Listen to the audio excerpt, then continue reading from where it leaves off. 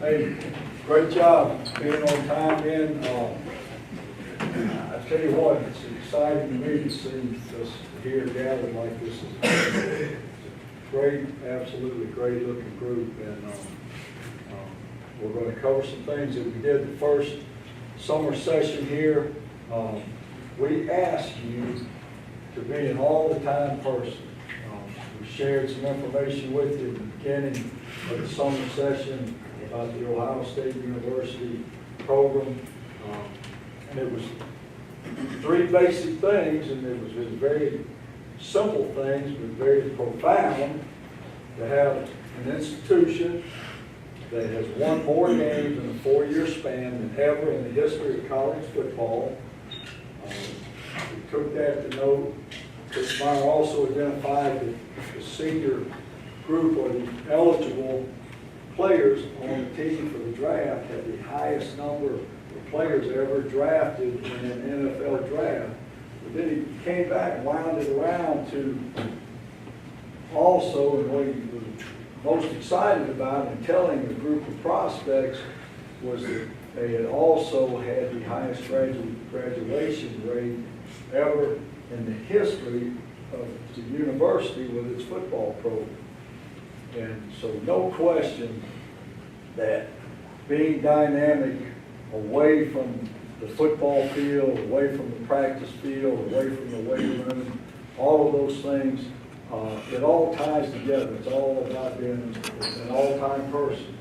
Those folks that are extremely competitive and productive on the athletic field are going to be productive in the other areas. The National Football League, obviously the level above college football, they like those guys that are all the time players, all the time people, and also the highest graduation rate. The academics and the performance there obviously is a very high premium in that program. So the same, and we said that's the standard for being a Wildcat. Here at Pearl River Community College, the majority of this room were first-time college students in this first summer session. And we ask you to make that a phenomenal performance. And I want to share some things with you that by and large, you did exactly what we asked you to do. But in this room, finals are all in, you know what you made. In this room, if you made an A in a course, I'd like for you to stand. If you made an A in a course.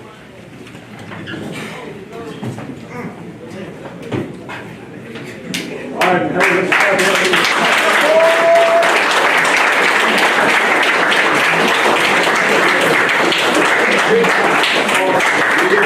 fantastic, all right?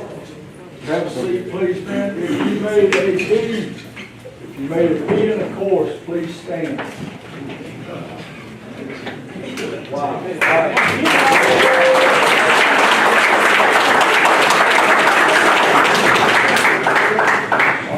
Great job. And if you made C or above with no failed courses, C or above, no failed courses, would you please stand? You don't have to C or above, no failed courses.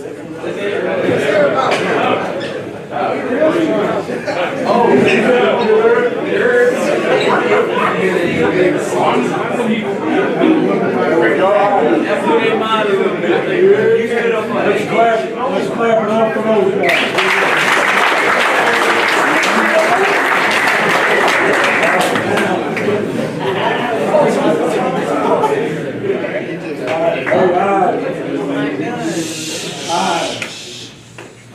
Man, I'm telling you, it will be 35th fall in football, 2 years of high school football and the others in college, but I honestly I haven't kept the data over the years, but I've been in a lot of rooms, team meetings. I don't believe I've ever seen that kind of performance especially out of the first session of a group, and especially a group that's predominantly newcomers, either new to the program or freshmen out of high school. And in a couple of courses, these were courses, English Common, biology with a lab, college or introductory and college algebra for some, and then world civilization that was taught by the director of our honors college. So it's not like that you were in courses that basically had to show up and do some work. These were core courses that required a lot of work, a lot of commitment, and a couple of them, what I saw you do toward the end of it was just absolutely about the Wildcat way, about being persevering. We got communication with some, and some names listed in red. These students should probably drop this course. They are likely not to succeed.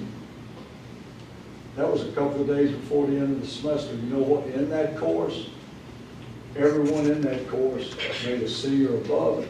And we had a little over 3.4 team average of the 18 that were in that course. So y'all just killed it by having a persevering mindset, not accepting what someone else, their opinion, or something, a perception that they were laying on you, because they were saying, hey, basically, give up and come back and try again.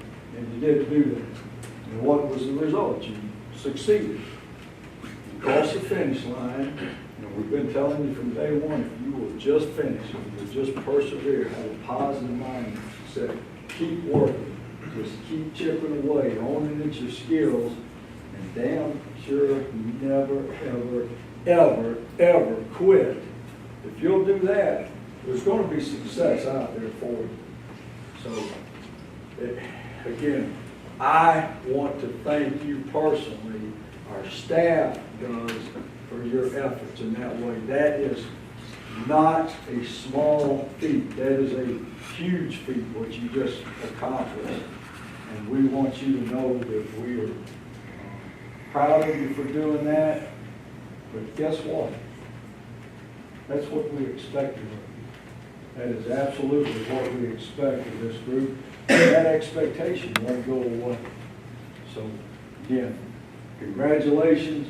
Thank you for a tremendous job, tremendous effort, but also know that's our expectation of it, and it always will be. And we will be a program, as Ohio State was, that we can say, hey, we have the highest percentage, the highest number of graduates. When you play your last down of football, this is what's going to happen in the curve. When you've played your last down of football, the last game, you're going to have an AA degree in hand. You're going to have that in hand, and I can tell you from the other end, you are going to be such an attractive prospect for programs all over the country. And by doing that, you're going to create tremendous opportunities for yourself. And that's what all of this is all about. Football's phenomenal. It's the best time of your life, right? It's a really great gift that you've been given. And heck, the majority of this room is extremely talented and gifted in that. Now, we got to learn how to utilize that as units and as a team, and we're going to do that. But it's really just a flash. Your education and completing your degree here, if you choose to go on and complete a 4-year degree, that puts you in a position to have options and choices throughout your entire adult life. So you got off to a great start of that, and when you do good, that's not just good, that was an exception. That was an exceptional effort. You need to know that. So we as a staff congratulate you for it. The last half of the meeting here, Coach Metcalf has a presentation, and it talks about what he's going to get into is about being to a point and having to make decisions. Maybe there's some perception there, and having to make a decision with what you want to do past that point. So Y'all give Coach Metcalf your attention. He's got a message for you here. Let him move forward. You don't have to look so serious, man. Smile. Smile when you got it. Guys, I wanted to talk to you guys a little bit about myself and the process that I went through. Last night, we called y'all together to talk to y'all about where we were in the classroom. And it was sort of like a turning point, what I like to call second phase of the process that Coach Saunders has started here. Our first phase was getting a group of guys who really didn't know the coaching staff. We went through the spring. We identified the guys who would be pivotal in the turnaround here at Pearl River, and we kept those guys on board. But we was excited about the signing class that we got in here at such a short notice with the staff coming together. So we started phase 2 of this process when the first phase of summer school started. And it got to a point where guys were reporting their grades and guys were going to class. And some guys were doing well, some guys wasn't. And we got the final call right here at the end of phase 2. Well, the first part of phase 2, because we got another summer session that we're getting ready to go into. And one thing that was key was what Coach Lemon said last night, when he stood up right at the end of the meeting and said that there are consequences to failing classes. And it seemed like at that point it kicked in with the entire group, because we divided up. One group went this way, one group that went that way, and in the end, this morning the report started coming in. You know, we got a C here with the guy that had 46 in the class. We had a C here with the guy that had 55 in the class.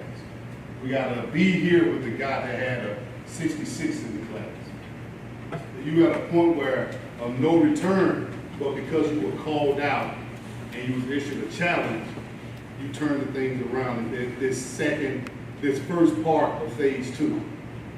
And the thing that I want to talk to y'all about was, y'all probably was like, the oldest guy in this room was probably, I'd say, 5th grade in 2006. Well, 2006 was a season of unknown for the Chicago Bears. That was going on my 5th year in the NFL. And we knew we had returning as a defense, but our offense was always questionable.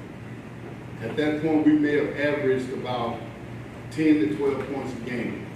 But every game, our defense would bring us back, and we win. And it got to the point we were at week 8, and I was sharing it with the coaches this morning. We were at week 8, getting ready to play the Arizona Cardinals. Arizona was a young team. They was a hot team. I know y'all see where they lost their last 5 games, but don't let it fool you. It's an NFL team competing every week, and they were just on the cusp of winning every ball game. And we knew our weakness as a team. All right, we knew that we had shortcomings as an offense, but every week we had a defense that had 40 takeaways. We had a defense that had sack after sack. They had a guy on the defensive line that was en route to break the sack record. So we knew we had that, but offensively we couldn't score in the red zone. We couldn't pass the football to save our lives. We had a pretty decent running game, had a pretty solid offensive line. Well, we were sitting in the meeting, if this was a Wednesday meeting before we go out. Wednesday was the tough practices. Those are days you're shooting up full pass, you're going out and you're grinding. All right? So the things that we do out there in practice, we did that every week. Okay?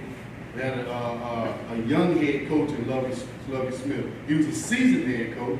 He was a young guy as a head coach. His second year as a head coach with the Chicago Bears. He came in, we went 9-7, winning our first lost the first round of the playoff. This is the second year here of him being the head coach. Week 8, getting ready to play a young, hot Arizona Cardinals team. And just like last night when we called y'all into that meeting, and y'all heard Coach Lemon stand up, and he issued just a decree to y'all about the consequences of what can happen to you if you don't pass the class. He didn't tell you what was gonna happen, but y'all didn't wanna know what was gonna happen. Well, we had 3 individuals that walked in our office meeting room. It was Brian Erlacher, it was Charles Tillman, and it was Mike Brown. And all 3 of these guys had a major part in the turnaround in this ball game. Charles Tillman, I don't know if y'all know him, we'll show y'all a clip of Charles Tillman. He was a special guy coming in as a young guy. He mastered punching the football out. He could do it better than anybody that ever done it in the NFL. And Brian Erlacher was a 6'3", 250-pound, 14-running middle linebacker. You wasn't getting nothing over deep middle. And Mike Brown was maybe 5'9", 220 pounds, but he brought everything he had when he hit you. All right, he created turnovers. So our defense knew we had that. All right. Well, these guys come up in, and I mean, you talking about the offensive staff meeting room, things going serious. We winning ball games, but we're not doing our job. So you can imagine the pressure on the offense. So we sitting in the offensive team meeting. These guys come in on Wednesday, and they knew this. They knew this. They came in on Wednesday, and they said to us, get us 10 points, and we're going to win the ball game. Just get us 10 points. Now, it's simple to say, oh, that's easy to get 10 points. That's a field goal and a touchdown. We could barely do that every week. Well, we got in this ball game, we kicked the field goal. They scored a touchdown. We're in the red zone. We turn the ball over. They get the ball. They up. All right? The offense scored only 3 points total in this ball game. I told the coach's team this morning, we only scored 3 points, period, in the ball game. And you talking about with 2 minutes left in the ball game, Charles Tillman knocked the ball out. Boom, Mike Brown scoots it up, scored a touchdown. All right? Where you at, full time? Stand up. Full time. That was full time today when he took that final. He punched the ball out, scooped it up, and he scored, and got a C in the class. There was no point, nowhere in the world he was going to get that. We thought he wasn't going to get it. He was told he needed to drop the class, but he punched the ball out. Somebody punched the ball out. Coach Edgar punched the ball out. He scooped it up. He scored a touchdown. All right, so you have a C. All right, so that gives us, that puts us up. We've done 2 touchdowns down. Brian Erlacher, interception. By I don't know how they scored that. He scored. Boom, Peanut Tillman punched the ball out again. Mike Brown, last play, scoops it up and scored. All this happened within 2 minutes and something left in the ball game. And we ended up winning the ball game. Joe, that's Joe, is a prime example of a guy punching the ball out and scoring the touchdown. Man, there's a host of y'all, man. All right? Time and time again, guys did different things today, last night, all throughout that time that we had to set the course for you guys to do something special here. Nobody outside of these walls know what we're going to do this year. They don't know us. All they know, they can watch film on the last squad last year. This is not the same squad from last year. All right? The guys that went through spring, they know the change in the coaching staff. They know the change in the atmosphere. So things are different. Our process is different from what you're used to. But you can see that if we continue this process, all right, we're on the road to success. All right? And in the end, when we face Northeast, face Northwest, play Itawamba, play Gulf Coast, we're going to lead them saying this. You cue it up, go. 4 picks against Grossman and 2 fumbles. What do you see about the Bears shutting down LA? No, we just the Bears are what we thought they were. They're what we thought they were. We played them in preseason. Who the hell takes the 3rd game in preseason back as bull? We played them in the 3rd game. Everybody played 3 quarters. The Bears are who we thought they were. That's why we took the damn field. Now, if you want to drown them, then drown your ass. But they are who we thought they were. And we let them off the hook.